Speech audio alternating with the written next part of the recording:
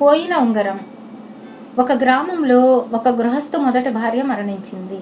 ఆమెకు దేవి ప్రసన్నుడని ఒక కొడుకున్నాడు. మొదటి భార్య పోయిన మీదట ప్రసన్నుడి తండ్రి రెండో భార్యను చేసుకున్నాడు. ఆమెకు కూడా ఒక కొడుకు కలిగాడు. ప్రసన్నుడు యుక్త వయస్కు రాకమునిపే దేశ సంచారం చేయాలన్న కోరిక కలిగి, నాన్న, నేను కొంతకాలం పాటు దేశాలు తిరిగి వస్తాను. అలా తిరిగిన వారికి స్వస్థలం మీద అభిమానం జాస్తి అవుతుంది అంటారు. ఎప్పుడు తిరిగి వస్తానో చెప్పలేను, కానీ బతికి ఉంటే మాత్రం తప్పక తిరిగి వస్తాను అని తండ్రితో చెప్పాడు. తన పెద్ద కొడుకు ఎదిగే వయసులో ఉన్నాడు. కొద్ది సంవత్సరాల అనంతరం వాడిని గుర్తించడం కూడా అసాధ్యం కావచ్చు.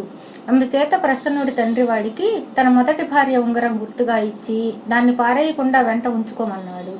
అనేక సంవత్సరాలు గడిచాయి. ప్రసన్నుడు ఏమయ్యాడో, ఎక్కడ ఉన్నాడో, అసలు జీవించి ఉన్నాడో లేడో కూడా ఎవరికీ తెలియలేదు. కానీ వాడు చివరకు తిరిగి వచ్చాడు.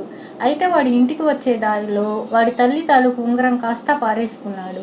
తన కొడుకు గుర్తుపట్టలేనంతగా మారిపోయినప్పటికీ వాడు తిరిగి వచ్చినందుకు తండ్రి చాలా సంతోషించి వాడు చెప్పిందంతా నమ్మాడు. ప్రసన్నుడి సవతి తల్లి మటుకు చాలా చిరాకు పడింది. ఎందుకంటే తన కొడుకు ఆస్తిలో సగం పంచుకోవడానికి సవతి కొడుకు తిరిగి వచ్చాడు. ఆమె తన భర్తతో, ఇన్నేళ్లుగా ఈ ఇల్లు వాకిలి ఎంతో శ్రద్ధగా చూసుకుంటూ వచ్చాను. ఎవరో దారిని పోయే దానయ్య నీ కొడుకునే అంటూ ఇందులో వాటా కాజేయ వచ్చాడు అన్నది. ఉంగరం గుర్తు లేకుండా వచ్చిన తన పెద్ద కొడుకును తండ్రి బయటకు విధిగా సాగనంపవలసి వచ్చింది. ఆయన చాటుగా వాడి చేతిలో 4 రూపాయలు పెట్టి, ఎలాగైనా ఆ ఉంగరం సంపాదించి తిరిగి రాబాబు అన్నాడు. ప్రసన్నుడు 4 రోజుల పాటు ప్రయాణం చేసి ఒక కీకారణ్యం ప్రవేశించాడు. అక్కడ అతనికి ఒక ముసలిది కనిపించింది. ఆమె చాలా కట్టెలు పోగు చేసి అలవగానంత పెద్ద మోపు కట్టి దాన్ని నెత్తికి ఎత్తుకోలేక అవస్థ పడుతున్నది. అతను ఆమెకు సహాయం పట్టి మోపును నెత్తిన పెట్టాడు. ముసలిది, రాక ఇటువంటి చోటుకి వచ్చావేం నాయనా, వెంటనే వచ్చిన దారినే పట్టి వేగంగా వెళ్ళిపో, నేను ఇంతకన్నా నీకు ప్రత్యుపకారంగా ఏమీ చెప్పలేను అని గొణిగింది. అవ్వా, ఇన్ని కష్టాలైనా భరించాను గాని వాటికెన్నడూ వెన్ను చూపి ఎరగను అన్నాడు ప్రసన్నుడు. అతను ఆ ముసలిదాన్ని విడిచి ముందుకు సాగి కొద్దిసేపటిలోనే ఒక రాక్షసుడిని చూశాడు. ఆ రాక్షసుడు తన గోళ్లతో చెట్లు పైభాగాలు గిల్లేస్తున్నాడు. వాడు చూడటానికి మహాభయంకరంగా ఉన్నప్పటికీ ప్రసన్న నుండి పలకరించినప్పుడు వాడి మాట తీరు మర్యాదగానే ఉన్నది. పని కోసం తిరుగుతున్నట్లున్నావే తమ్ముడు, నా కింద పనికి కుదురుతావా ఏమిటి అన్నాడు రాక్షసుడు ప్రసన్నుడి కేసి పరీక్షగా చూస్తూ. పని ఏమిటి, జీతమెంత అని ప్రసన్నుడు అడిగాడు. నువ్వు చెయ్యవలసిన పని ఏమంటే ఈ అడవి గుండా దారి చేయాలి. 1 సంవత్సరం పూర్తి అయ్యేసరికి నువ్వు అడవి అవతల చివరి దాకా దారి చేస్తేవా, అవతల చివర నీకు ఒక చెట్టు, దానిపైన ఒక గువ్వ గూడు కనిపిస్తుంది. ఆ గూట్లో రాజుగారి రత్నమాణిక్యాలు దొరుకుతాయి. అవే నీ జీతం. ఏడాది పూర్తి అయ్యేసరికి నువ్వు దారి చేయలేకపోతేవా, బతికి ఉన్నన్నాళ్ళు నా కింద జీతం లేని నౌకరుగా పనిచేయాలి. సమ్మతమేనా మరి అన్నాడు రాక్షసుడు. గత్యంతరం లేనివాణ్ణి, దేనికైనా ఒడిగట్టాలి కదా అన్నాడు ప్రసన్నుడు. అతడు రాక్షసుడి ఇంట అడుగు పెట్టగానే ముసలిది ఎక్కడ కనిపించింది. కానీ ఆమె ప్రసన్నుడిని గుర్తించినట్లు నటించింది. ఆమె రాక్షసుడి భార్య అని, రాక్షసుడికి భయపడుతుందని అతడు గ్రహించి ప్రసన్నుడు కూడా ఆమె నది వరకు ఎన్నడూ చూడనట్టే ప్రవర్తించాడు.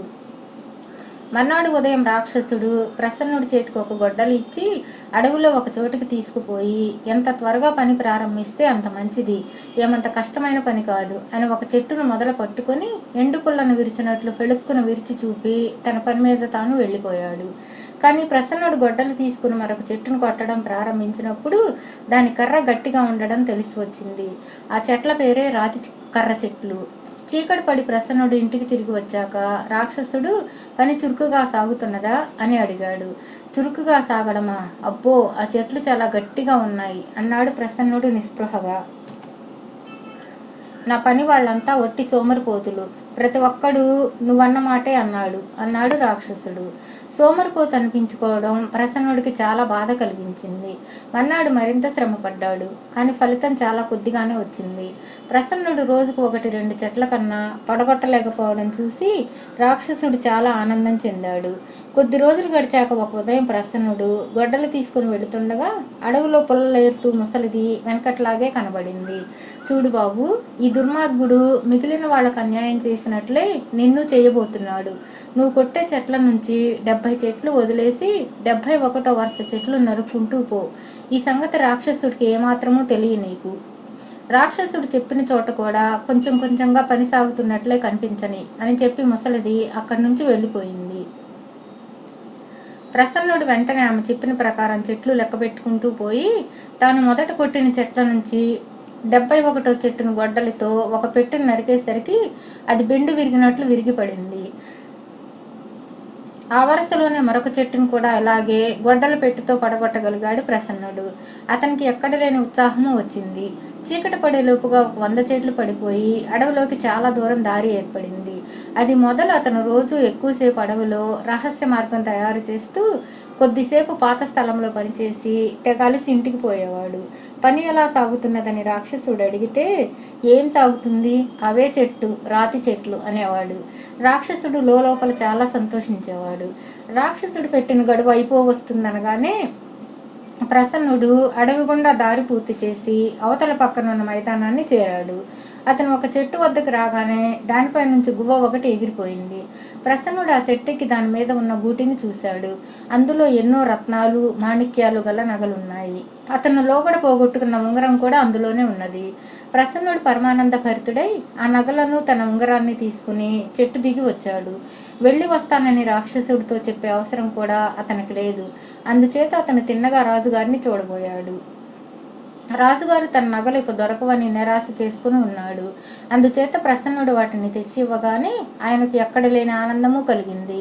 ఆయన తన ఆఖరు కుమార్తెను ప్రసన్నుడికి ఇచ్చి పెళ్లి చేయ నిశ్చయించాడు. ప్రసన్నుడి తండ్రికి శుభలేఖ వెళ్ళింది.